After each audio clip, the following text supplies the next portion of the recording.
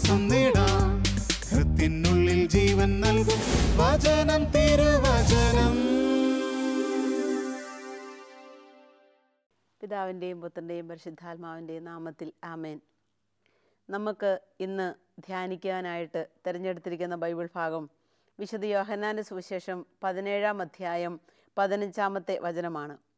വചനം ഇപ്രകാരമാണ് പറയുന്നത്: ലോകത്തിൽ നിന്ന് അവരെ എടുക്കണം എന്നല്ല, ദുഷ്ടനിൽ നിന്ന് അവരെ കാത്തുകൊള്ളണം എന്നാണ് ഞാൻ പ്രാർത്ഥിക്കുന്നത്. ലോകത്തിൽ നിന്ന് അവരെ എടുക്കണം എന്നല്ല, ദുഷ്ടനിൽ നിന്ന് അവരെ കാത്തുകൊള്ളണം എന്നാണ് ഞാൻ പ്രാർത്ഥിക്കുന്നത്.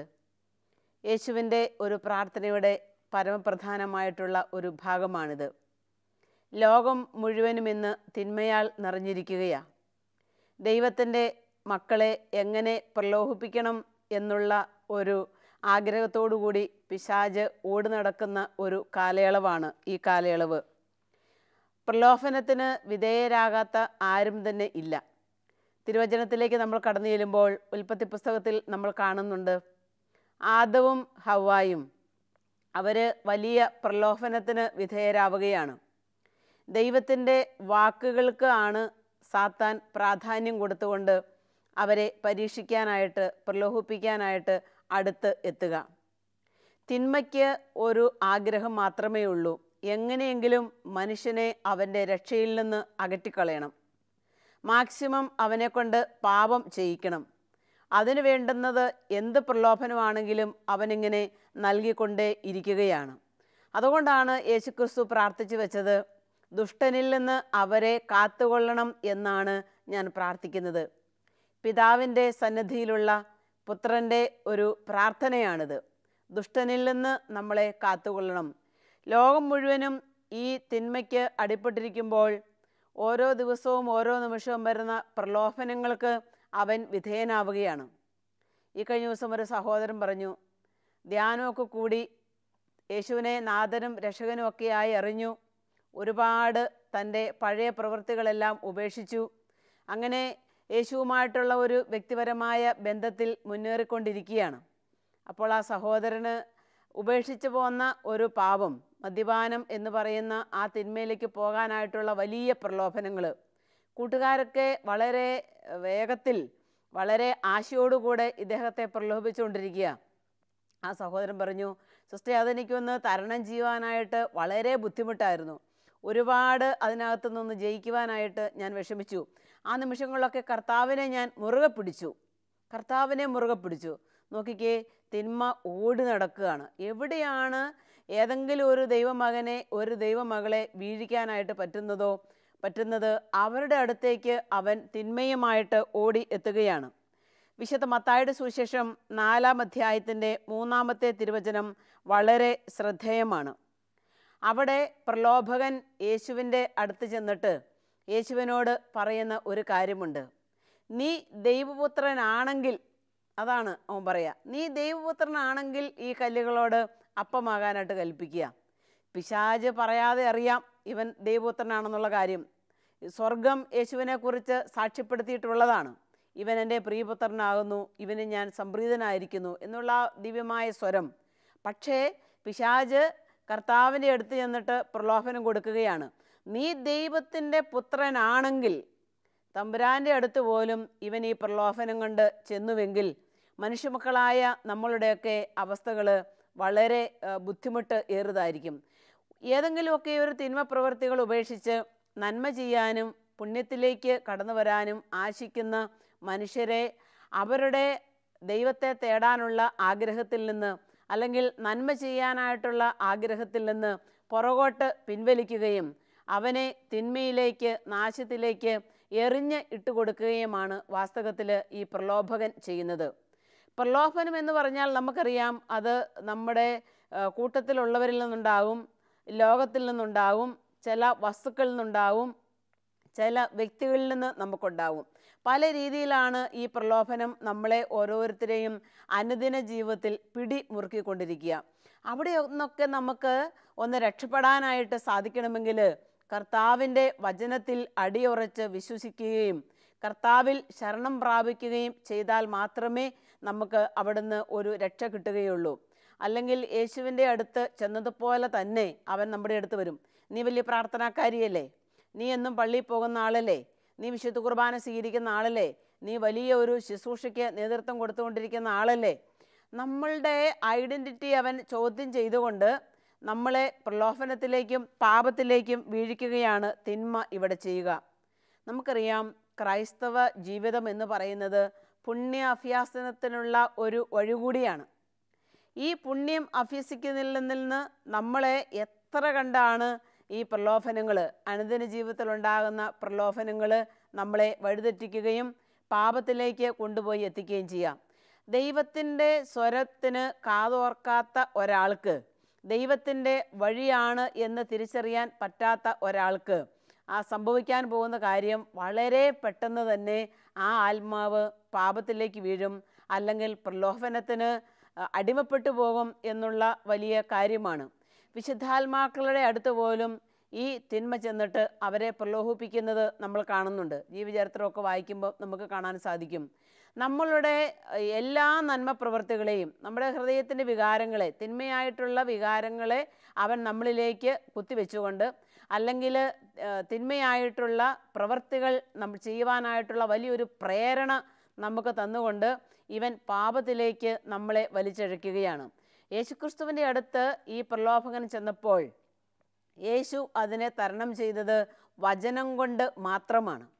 ഇവിടെ കർത്താവ് നമുക്ക് പറഞ്ഞ് പഠിപ്പിച്ചു തരുന്ന ഒരു പാഠമുണ്ട്. പ്രലോഭനത്തെ ജയിക്കാനായിട്ട് ആശിക്കുന്ന ഓരോ ദൈവ പൈതലും വചനം മുറുകെ പിടിച്ചിരിക്കണം. വചനം അനുസരിച്ച്, വചനത്തിൽ ജീവിച്ച്, വചനത്തിൽ അവരുടെ ജീവിതത്തെ പദമുറപ്പിച്ചുകൊണ്ട് വേണം ഈ വലിയ പ്രലോഭനത്തിൽ നിന്ന് രക്ഷപ്പെടാനായിട്ട് ഉള്ള കാര്യമെന്ന് കർത്താവ് ഇവിടെ നമ്മളെ പറഞ്ഞ് പഠിപ്പിച്ചു തരികയാണ്. നല്ലത് തിരഞ്ഞെടുക്കാനുള്ള ഒരു ആശ എല്ലാ മനുഷ്യരുടെയും ഉള്ളിലുണ്ട്. പക്ഷേ അതിനുള്ള വിവേകം അവൻ നമ്മളിൽ കെടുത്തിക്കളയും. നന്മയായിട്ടുള്ളത് തിരഞ്ഞെടുക്കാനുള്ള ആ വിവേകം നമ്മളിലെ തിന്മ കെടുത്തിക്കളയും. എന്നിട്ടോ നമ്മളുടെ ആത്മാവിന്, അല്ലെങ്കിൽ നമ്മളുടെ ജീവിതത്തിന് ചേരിയല്ലാത്ത രീതിയിൽ തീരുമാനങ്ങൾ നമ്മളെ കൊണ്ട് തിന്മ എടുപ്പിക്കുകയാണ്. ഞാൻ ഓർക്കുകയാണ്, ധ്യാനിക്കാനായിട്ട് വന്ന ഒരു യുവ സഹോദരൻ പങ്കുവച്ച ഒരു കാര്യം. ആ യുവ സഹോദരൻ പറഞ്ഞു, സിസ്റ്റർ, ഞാൻ കുറച്ച് സിഗരറ്റ് ഉപയോഗിക്കുമായിരുന്നു, മൂക്കിപ്പൊടി ഉപയോഗിക്കുമായിരുന്നു, ഇടയ്ക്ക് ഞാൻ കഞ്ചാവും ഉപയോഗിച്ചിട്ടുണ്ട്. പക്ഷെ ഞാനതെല്ലാം അങ്ങ് നിർത്തിക്കളഞ്ഞപ്പോഴേക്കും എനിക്ക് അതുപയോഗിച്ചുകൊണ്ടിരുന്ന കാലത്തത് എന്നതിനേക്കാൾ ഉപരിയായിട്ടുള്ള ആഗ്രഹമായിരുന്നു ഓരോ ദിവസവും. അത് കൂട്ടൊന്ന് അല്പം കിട്ടാൻ, ഒരു പുകയെടുക്കാൻ, അല്ലെങ്കിൽ ഒരു അല്പം മൂക്കിപ്പൊടിയൊന്ന് ഉപയോഗിക്കാൻ. ആ സഹോദരൻ പറയാ, അതികഠിനമായ പ്രലോഭനമായിരുന്നു.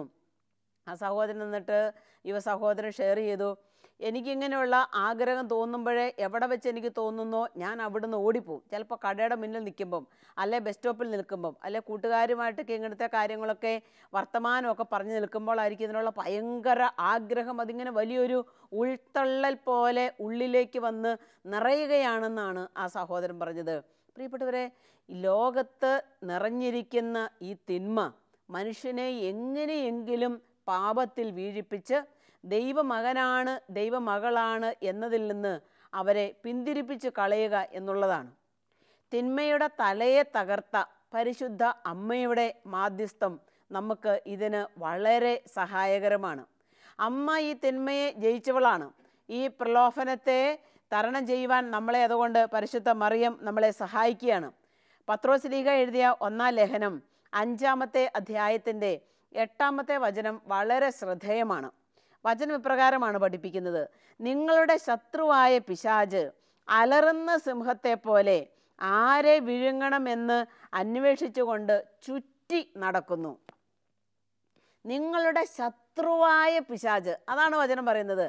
എൻ്റെ ശത്രുവായ, നിന്റെ ശത്രുവായ പിശാച് ആരെയാണ് വിഴുങ്ങേണ്ടത് എന്ന് വിചാരിച്ച് അവൻ ചുറ്റി നടക്കുകയാണ്.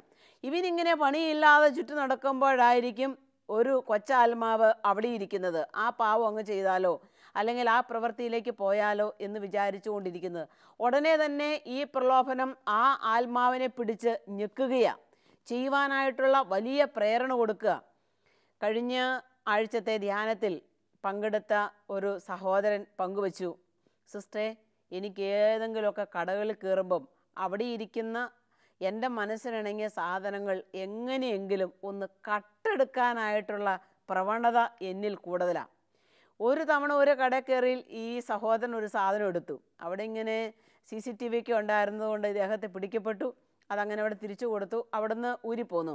പക്ഷെ ഇദ്ദേഹം പറയുകയാണ്, എവിടെ ഏത് കടയിൽ കയറിയാലും എൻ്റെ മനസ്സിന് എനിക്കിഷ്ടപ്പെട്ട ഒരു സാധനം ഉണ്ടെങ്കിൽ അതെങ്ങനെയെങ്കിലും ഒന്ന് കൈക്കലാക്കണം. ഒരു ഭയങ്കരമായിട്ടുള്ളൊരു ആഗ്രഹമാണെന്നാണ് ആ സഹോദരൻ പറഞ്ഞത്, കട്ടെടുക്കാനായിട്ടുള്ള ആഗ്രഹം.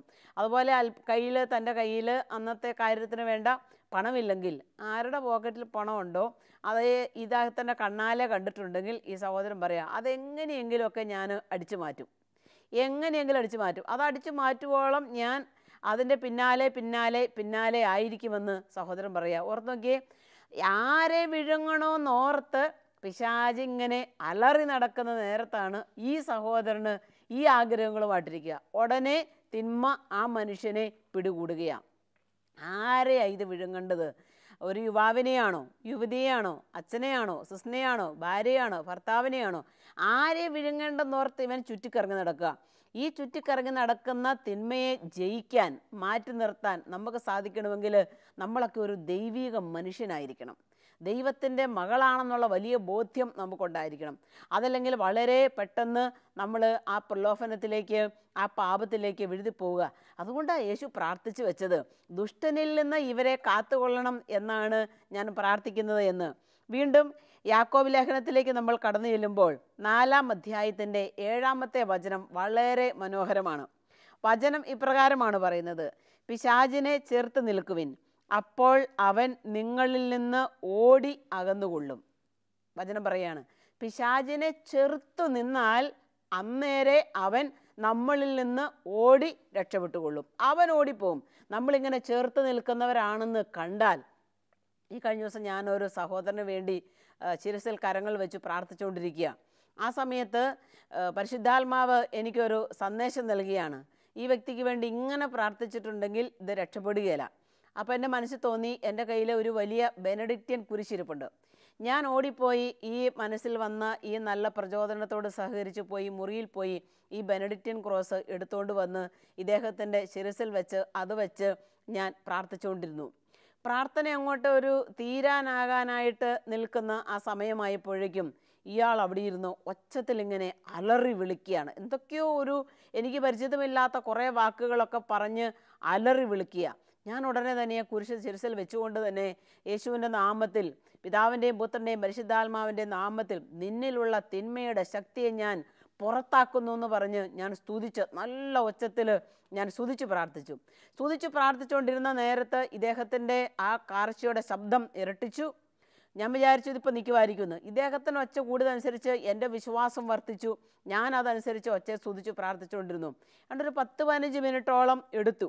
ഈ പ്രാർത്ഥനയൊക്കെ കഴിഞ്ഞപ്പോഴേക്കും ആ സഹോദരന് വളരെ ശാന്തനായി. കഴിഞ്ഞ് ഞാൻ ചോദിച്ചു, എന്തു പറ്റി, എന്താ സംഭവിച്ചത്, എന്താ ഇപ്പോൾ മനസ്സിൽ തോന്നുന്നത്? അപ്പോൾ ആ സഹോദരൻ പറയാണ്, സിസ്റ്ററെ, എന്തോ ഒരു ശക്തി എന്നെ വിട്ടുപോയ പോലെ എനിക്ക് തോന്നുന്നുണ്ട്. ഒരുപാട് തിന്മയ്ക്ക് ആ മനുഷ്യൻ അടിമയായിരുന്നു. ഒരുപാട് തിന്മ പ്രവർത്തികൾ മുഴുകിയിരുന്ന, ജഡേച്ഛകളിൽ മുഴുകിയിരുന്ന ഒരു ആത്മാവായിരുന്നു. നിങ്ങളുടെ ശത്രുവായ പിശാചിനെ എതിർത്ത് നിൽക്കുവാൻ നമുക്ക് സാധിക്കുകയാണെങ്കിൽ അവൻ നമ്മളെ വിട്ട് ഓടിപ്പൊക്കോളും. വചനം യാക്കോബ് ലേഖനത്തിൽ പറയുന്ന 4-ാം അധ്യായത്തിൽ പറഞ്ഞ ഈ വചനം വളരെ അർത്ഥവത്തായിട്ട് ഞാൻ അനുഭവിച്ച ഒരു കാര്യമാണ്. നമ്മൾ സാത്താനെ ചേർത്ത് നിൽക്കുവാണെന്ന് കണ്ടാൽ, ഈ പ്രലോഭനത്തെ ചേർത്ത് നിൽക്കുവാണെന്ന് കണ്ടാൽ അവൻ നമ്മളെ വിട്ട് ഓടിപ്പോകും എന്നാണ് തിരുവചനം നമ്മളെ പറഞ്ഞു വെച്ചേക്കുക. അപ്പം നമുക്കത് ചേർത്ത് നിൽക്കാനായിട്ടുള്ള സ്വർഗീയമായിട്ടുള്ള ശക്തി കിട്ടുന്നത് എവിടുന്നാ? അത് യേശുവിൽ നിന്നാണ്. നമ്മുടെ വ്യക്തിപരമായിട്ടുള്ള നമ്മളുടെ പ്രാർത്ഥനയിൽ നിന്നാണ്. യേശുവുമായിട്ടുള്ള നമ്മുടെ ഹൃദയ അടുപ്പത്തിൽ നിന്നാണ്. ആ ഒരു വ്യക്തി ബന്ധത്തിൽ നിന്നാണ് ഇതിനുള്ള ശക്തി നമുക്ക് കിട്ടുക. ഏത് ജീവിത മേഖലകളിൽ ജോലി ചെയ്യുന്നവരാണെങ്കിലും, ഏതെല്ലാം വിഷയങ്ങളിൽ മുഴുകിയിരിക്കുന്നവരാണെങ്കിലും അവർക്കൊക്കെ രക്ഷപ്പെടാൻ ഒറ്റ മാർഗ്ഗമുള്ളൂ, യേശുവുമായിട്ടുള്ള അഭേദ്യമായിട്ടുള്ള ബന്ധം. ആത്മാവുമായിട്ടുള്ള ബന്ധം. ഇങ്ങനെ ഒരു പ്രലോഭനം എന്നെ അലട്ടുന്നു എന്ന് തിരിച്ചറിയുവാനായിട്ടുള്ള ഒരു വിവേചന ശക്തി നമുക്ക് വളരെ അത്യന്താപേക്ഷിതമാണ്. ഈ വിവേചന ശക്തി നമ്മുടെ ഉള്ളിലുണ്ടെങ്കിൽ നമുക്ക് മനസ്സിലാകും ഇത് തിന്മയാണ്, ഇതെന്നെ പ്രലോഭിപ്പിക്കാനാണ്. ഉടനെ തന്നെ നമുക്ക് അവിടെ നിന്ന് യേശുവിൻ്റെ നാമത്തിൽ ഓടി രക്ഷപ്പെടാനായിട്ട് സാധിക്കും. അപ്പോൾ വചനം നമ്മളെ പഠിപ്പിച്ച് വെച്ചേക്കുന്നത്, അങ്ങനെ നമ്മൾ ഓടുമ്പോൾ, ഈ തിന്മയിൽ നമ്മൾ ഓടുമ്പോൾ പിശാച് നമ്മളെ വിട്ട് ഓടിപ്പോകും എന്ന് തിരുവചനത്തിൽ നമ്മൾ കണ്ട് എത്തുകയാണ്. രണ്ടാം വത്തിക്കാൻ കൗൺസിലിൻ്റെ സഭ ആധുനിക ലോകത്തിൽ എന്നുള്ള 37-ാമത്തെ ഖണ്ഡികയിൽ പറയുന്ന ഒരു കാര്യം വളരെ ശ്രദ്ധേയമാണ്. അതിപ്രകാരമാണ്: അന്ധകാര ശക്തികളോടുള്ള മനുഷ്യൻ്റെ ഘോര സമരം മാനവ ചരിത്രത്തിലുടനീളം തെളിഞ്ഞു കാണാം. ഈ സമരം ലോകാരംഭം മുതൽ ഉള്ളതും അന്തിമ നാൾ വരെ അങ്ങനെ തന്നെ തുടരുന്നതുമാണ്.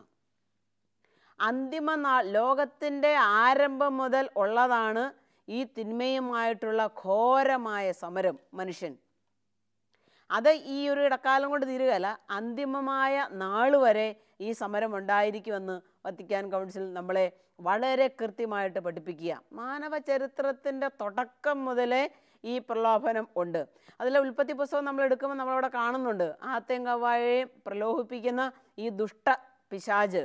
അവന് കുടില ബുദ്ധിക്കാരനാണ്. അവന് മറ്റുള്ളവരെ തകർക്കുക എന്നുള്ള ഒരു ഒറ്റ ലക്ഷ്യം മാത്രമേ അവൻ്റെ ഉള്ളിലുള്ളൂ. അപ്പസ്തോല പ്രവർത്തനങ്ങളിലേക്ക് നമ്മൾ കടന്നു ചെല്ലുമ്പോൾ പൗലോസ്ലീഹ പറയുന്ന ഒരു കാര്യമുണ്ട്: ഞാൻ നിങ്ങളെ ഒന്ന് സന്ദർശിക്കണമെന്ന് അതിയായി ആഗ്രഹിച്ചു, പക്ഷേ അതിൽ നിന്ന് പിശാച് എന്നെ തടഞ്ഞു. പൗലോസ്ലീഹ പറയാണ്, എൻ്റെ ആ നല്ല പ്രവൃത്തി ചെയ്യാനുള്ള എൻ്റെ ആഗ്രഹത്തെ, അല്ലെ എൻ്റെ ആ പ്രവൃത്തിയെ അവൻ തടഞ്ഞു. നമ്മുടെ പല പ്രവൃത്തികളെയും ഈ തിന്മ തടഞ്ഞു വച്ചേക്കുന്നതായിട്ട് നമുക്ക് കാണാനായിട്ട് സാധിക്കും. ഞങ്ങളുടെ സ്ഥാപകപിതാവായ ബഹുമാനപ്പെട്ട വർക്കിച്ചിൻ്റെ കൂടെ ബിജുനോർ എന്ന് പറയുന്ന ഒരു സ്ഥലത്ത് ധ്യാനം നടത്തിക്കൊണ്ടിരിക്കുക.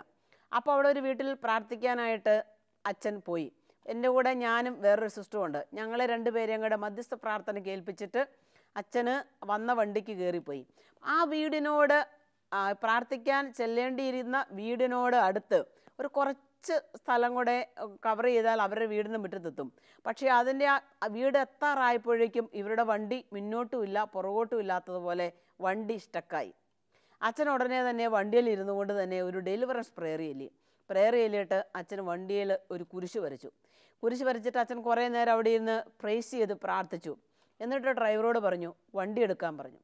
ഡ്രൈവർ വണ്ടി എടുക്കാൻ നോക്കി വണ്ടി അനങ്ങുന്നില്ല, മുന്നോട്ടും ഇല്ല പുറകോട്ടും ഇല്ല, വണ്ടി അങ്ങനെ തന്നെ നിൽക്കുക. അച്ഛൻ വീണ്ടും വണ്ടിയിൽ നിന്ന് പുറത്തിറങ്ങി ഉറാലിയെടുത്ത് കഴുത്തേലിട്ടു.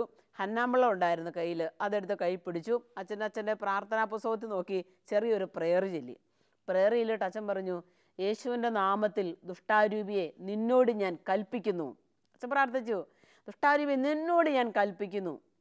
കൽപ്പിച്ച് അച്ഛൻ പ്രാർത്ഥിച്ചിട്ട് വണ്ടിയെ കയറി ഡ്രൈവറോട് പറഞ്ഞു ഇനി ഒന്ന് വണ്ടി എടുക്കാൻ പറഞ്ഞു. അദ്ദേഹം ഈ പ്രാർത്ഥന കഴിഞ്ഞ് വണ്ടി എടുത്തു. വണ്ടി മുന്നോട്ട് പോയി. അങ്ങനെ ലക്ഷ്യസ്ഥാനം ആ വീട്ടിലെത്തി. വീട്ടിലോട്ട് കയറാനായിട്ട് തിന്മ സമ്മതിക്കുകയില്ല. എന്തെന്നറിയോ? കാരണം വർഷങ്ങളായിട്ട് അവൻ്റെ അടിമത്തത്തിൽ ആക്കി വെച്ചേക്കാണ് ഈ കുടുംബത്തെയും കുടുംബാംഗങ്ങളെ മുഴുവനെയും. അവരെ ആ അടിമത്തത്തിൽ നിന്ന് രക്ഷിക്കാൻ വേണ്ടിയിട്ടാണ് അച്ഛൻ പ്രാർത്ഥിക്കാനായിട്ട് ആ വീട് ലക്ഷ്യമാക്കി ചെന്നത്. നടക്കല്ലേന്ന് അവൻ അങ്ങോട്ട് കയറാനായിട്ട് അവൻ സമ്മതിക്കുന്നില്ല. അച്ഛൻ അവിടെ നിന്ന് വീണ്ടും പ്രാർത്ഥന ചൊല്ലിയതിന് ശേഷമാണ് അച്ഛൻ ആ വീട്ടിലേക്ക് കടന്നു ചെന്നത്. ഞങ്ങൾ അവിടെ ഇരുന്ന് മധ്യസ്ഥ പ്രാർത്ഥന നടത്തുക. തിരിച്ചു വന്നപ്പോൾ ഞങ്ങളോട് അച്ഛൻ ഷെയർ ചെയ്തൊരു കാര്യമുണ്ട്. ഒരുപാട് ബന്ധനങ്ങളാൽ കെട്ടപ്പെട്ട് കിടന്ന ഒരു കുടുംബം, അപ്പനും അമ്മയും മക്കളും ഒക്കെ. നമുക്കറിയാം, തിന്മ ഒരാളെ അടിമയാക്കി കഴിഞ്ഞാൽ പിന്നെ അവൻ്റെ അടിമത്തത്തിൽ നിന്ന് ആ ആത്മാവിനെ വിട്ടുതരികയില്ല. അതുകൊണ്ടാണ് പാപത്തിൽ കഴിയുന്ന മനുഷ്യർക്ക്, പാപാന്ധകാരത്തിൽ കഴിയുന്നവർക്ക് അവർ പാപവും പാപസുഖങ്ങളുമായിട്ട് അവർ അഡ്ജസ്റ്റ് ചെയ്യും. അവർ പിന്നെ അതിനകത്തുനിന്ന് അവർ പുറത്തേക്ക് ഇറങ്ങിയില്ല. ഏത് പാവമാണോ അവരെ പിടികൂട്ടിയിരിക്കുക അതിനകത്ത് അവർ വളരെ വേഗത്തിൽ ഈ പാവവുമായിട്ട് അഡ്ജസ്റ്റ് ആകും. അതുകൊണ്ട് തിന്മ അവനെ ഇങ്ങനെ അമുക്കി വെച്ചേക്കുകയാണ്, പുറത്തേക്ക് ഇറക്കി വിടുകയില്ല.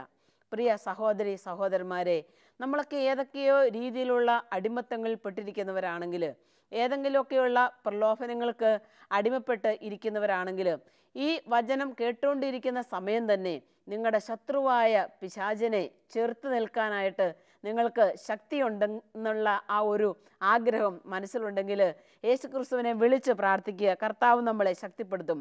വിശുദ്ധ പാദ്രോപ്പിയോ പറയുന്ന ഒരു കാര്യമുണ്ട്. ഓരോ പ്രലോഭനങ്ങളും ദൈവത്തോട് അടുക്കാനുള്ള ഏറ്റവും നല്ല മാർഗമാണ്. എന്നിട്ട് പറയുകയാണ്, വലിയ ചില കഠിന പരീക്ഷകളൊക്കെ എഴുതി പാസ്സായാലേ ചില വലിയ ജോലികളൊക്കെ നമുക്ക് കിട്ടുകയുള്ളൂ. ചില വലിയ കൊടിയ പ്രലോഭനങ്ങളൊക്കെ ദൈവത്തെ കണ്ടുമുട്ടാൻ ദൈവം നമ്മളെ സഹായിക്കുകയും കൂടെ ചെയ്യുമെന്ന് വിശുദ്ധ പാദ്രോപ്പിയോ ഇവിടെ പറഞ്ഞു വെക്കുകയാണ്. അതുകൊണ്ട് യേശുക്രിസ്തു പറയുന്ന ഒരു കാര്യമുണ്ട്, പ്രലോഭന ഹേതുവാകുന്നവന് ദുരിതം. വചനം പറയാണ്, പ്രലോഭന ഹേതുവാകുന്നവന് ദുരിതം. പ്രലോഭനം കൊടുക്കുന്നവരുണ്ട്, പ്രലോഭനം സ്വീകരിക്കുന്നവരുണ്ട്, അതിന് അടിപ്പെട്ട് പോകുന്നവരുണ്ട്. അതുകൊണ്ട് നമുക്ക് ആരെയും പ്രലോഭിപ്പിക്കാതിരിക്കാം. പ്രലോഭന ഹേതുവാകാതിരിക്കാനായിട്ട് നമ്മുടെ ജീവിതത്തിൽ നമുക്ക് ശ്രദ്ധിക്കുകയും ചെയ്യാം. കണ്ണിനും കാതിനും മനസ്സിനും ശരീരത്തിനുമൊക്കെ ആത്മാവിനുമൊക്കെ കൗതുകം തരുന്ന പല പാവങ്ങളും നമ്മളെ കൈനീട്ടി വിളിക്കും. പല സുഖങ്ങളും നമ്മളെ കൈനീട്ടി വിളിക്കും. അവിടെ നിന്നൊക്കെ നമുക്ക് രക്ഷപ്പെട്ട് കർത്താവിന് വേണ്ടി നിലകൊള്ളാനായിട്ട് സാധിക്കണമെങ്കിൽ യേശു പറഞ്ഞതുപോലെ തന്നെ വചനം കൊണ്ട് തന്നെ നമുക്ക് ഈ പ്രലോഭനത്തെ ജയിക്കാനായിട്ട് സാധിക്കണം. ചിലപ്പം ഭാര്യയ്ക്ക് പ്രലോഭനം കൊടുക്കുന്ന ഭർത്താവായിരിക്കും, ഒരു തിന്മ പ്രവൃത്തി ചെയ്യാൻ. ചിലപ്പോൾ മക്കളായിരിക്കും, ചിലപ്പം കൂട്ടുകാർക്ക് വേണ്ടിയിട്ടായിരിക്കും. നമുക്കറിയത്തില്ല ഏത് രീതിയിലാണ് ഈ തിന്മകൾ നമ്മളിലേക്ക് വരുന്നതെന്ന്.